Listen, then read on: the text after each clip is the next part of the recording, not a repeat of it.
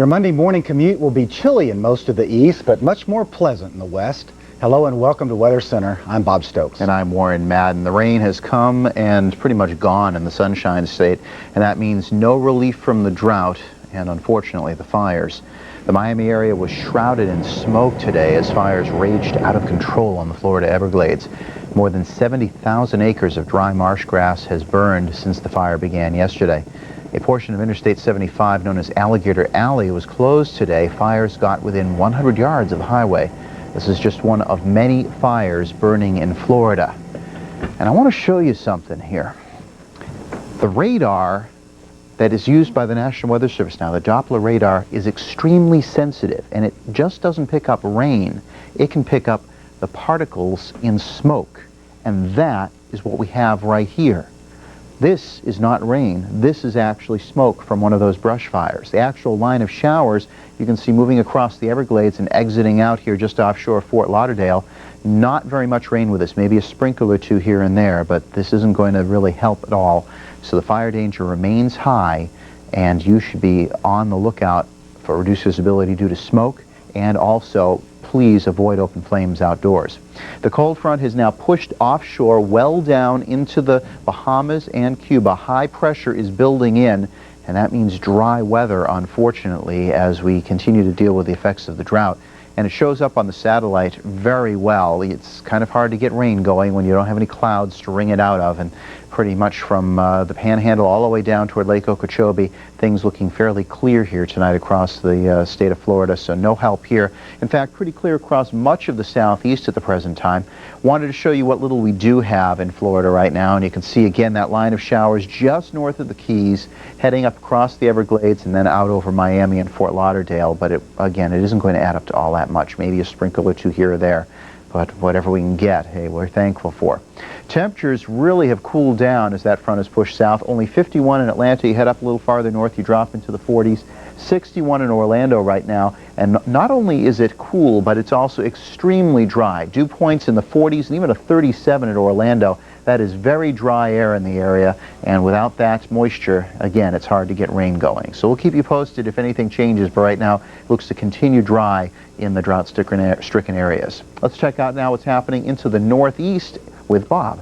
Well, Warren, in the northeast we have some light rain showers which are impacting residents and travelers in Cleveland, Pittsburgh, Akron, where some light rain is falling, and more than likely some light rain will be coming down affecting your morning commute in Cleveland and Pittsburgh, but it's not expected to be a heavy rain. We could see it taper off by midday, then the afternoon tomorrow more coming your way as this low drops toward the southeast. We still have a big trough in place, and that's helping to produce the instability, the rain showers, again, generally light rain.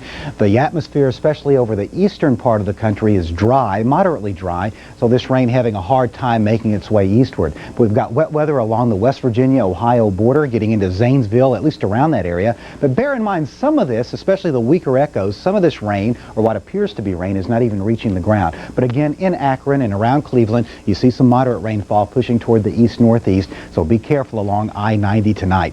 As we check out Detroit, we've got some wet weather south of Detroit. Be careful driving southward, and it looks pretty good as you drive northward compared to this time last night. Between Flint and Detroit and Flint and Lansing, it was pretty wet, but looking better in Motor City, but it was unpleasant this morning. Not a very pleasant start to your day as it was cold, light rain falling in Detroit. You began the day with temperatures in the 30s. Now, this afternoon you saw mostly cloudy skies and temperatures in the low 50s.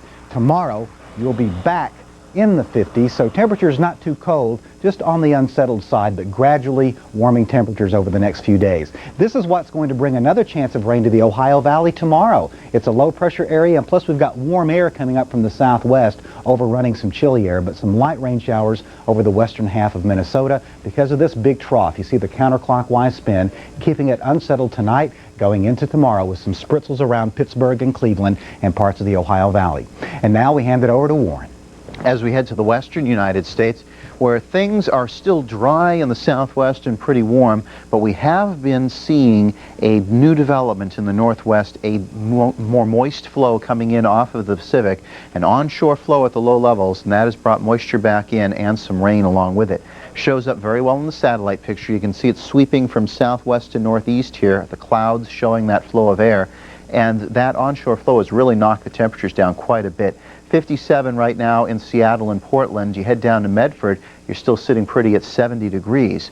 Saw a lot of warm air in the southwest. Temperatures once again getting into the 80s and 90 right now at Phoenix. San Francisco, you're a lot cooler now at 56, but earlier today, a beautiful sunny day out there. Sun-filled skies on this Sunday.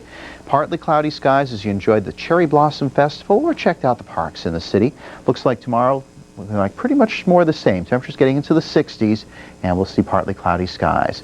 Temperatures have dropped off somewhat over the last 24 hours here, especially into the northwest as that cooler air comes on. Only made it up to 57 in Seattle today. San Francisco topping out at 64. Los Angeles and San Diego a lot warmer than that. A little moisture into the northwest, some scattered showers moving now into the chimney of Idaho. We'll keep you posted on the progress of this. In fact, we'll tell you all about the forecast as we move from the current conditions on out into the future coming up in just a minute. But first, wanted to take a look overseas as we checked out the situation still in the Balkans as NATO operations continue. Looks like one system is exiting up to the northeast into Romania and Hungary. However, the clouds are going to remain as we head to the day on Monday. Cloudy conditions across the entire Balkan region with high temperatures mostly in the 50s. Let's head back home now and find out what we can expect for your Monday morning commute with Bob. Warren, expect some light rain around Buffalo getting into Pittsburgh, but this is going to be light. Again, a moderately dry atmosphere. Looks good for the start of the Boston Marathon tomorrow. We're going to have a partly cloudy sky, temperatures in the 50s, starting off with a southwesterly wind. Then the ocean breeze will kick in as the afternoon wears on. But in the morning, you're looking good, 41 degrees, as perhaps you go and help to make preparations for the Boston Marathon. You'll need the sweater in the morning, 35 in Syracuse, 44 in the nation's capital. In the southeast, looking good as you drive down I-85, 42 in Atlanta. It's going to be a bit milder in New Orleans, around the French Quarter, some sunshine, 51 degrees. And in the Bluff City, Memphis, right along the Mississippi River, 50 degrees. As we look at Chicago, 37 to start your morning, not too uncomfortable, still sweater, light jacket, 37 in Minneapolis. Kansas City, some sunshine coming through, 45 degrees. In the west, we've got a piece of energy, a disturbance moving toward the east, pretty weak, but strong enough again in the chimney of Idaho for a few light rain showers. But Seattle, 47 degrees, and of course considerably cooler than you were not so very long ago when that strong ridge was in place. After just a few more days, though, you'll see another ridge building and you'll warm up again. But here's the cool air across the Great Lakes. As a matter of fact, I want to mention that in Cleveland, it's going to be cold enough tonight with that precipitation falling for a few ice pellets to come down. A little sleet could mix in with the rainfall. No big pileups of it, but just beware.